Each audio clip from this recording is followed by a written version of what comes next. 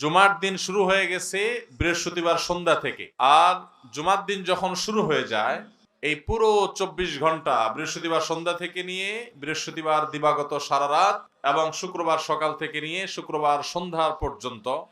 এই পুরো সময়ে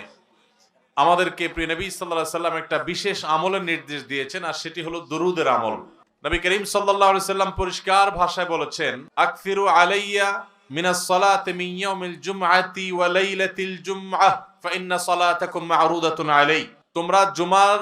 রাতে অর্থাৎ বৃহস্পতিবার দিবাগত রাতে এবং জুমার দিনে অর্থাৎ শুক্রবার সকাল থেকে সন্ধ্যা পর্যন্ত এই পুরো সময়ের মধ্যে আমার প্রতি বেশি থেকে বেশি দুরূদ প্রেরণ করবে, দুরূদ পাঠ করবে, কারণ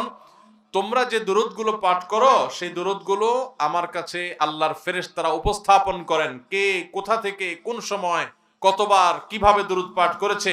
আল্লাহর হাবিব সাল্লাল্লাহু আলাইহি সাল্লামের কাছে বিশেষ নিযুক্ত ফেরেশতা আছেন, তারা এগুলোকে কালেক্ট করে আল্লাহর হাবিবকে জানান যে আপনার অমুক উম্মত পৃথিবীর অমুক প্রান্ত থেকে অমুকের ছেলে অমুকের মেয়ে অমুক সে আপনার প্রতি দুরূদ প্রেরণ করেছে। এটা নবীজি সাল্লাল্লাহু আলাইহি সাল্লামের সামনে উপস্থাপন করা হয়, এবং যে ব্যক্তি নবীর প্রতি দুরূদ প্রেরণ করে, একবার যদি নবীর জন্য দুরূদ প্রেরণ করে, দুরূদ পাঠ করে, তাহলে আল্লাহ তাআলা ওই পাঠকারী ব্যক্তির উপর 10 বার রহমত নাজিল করে।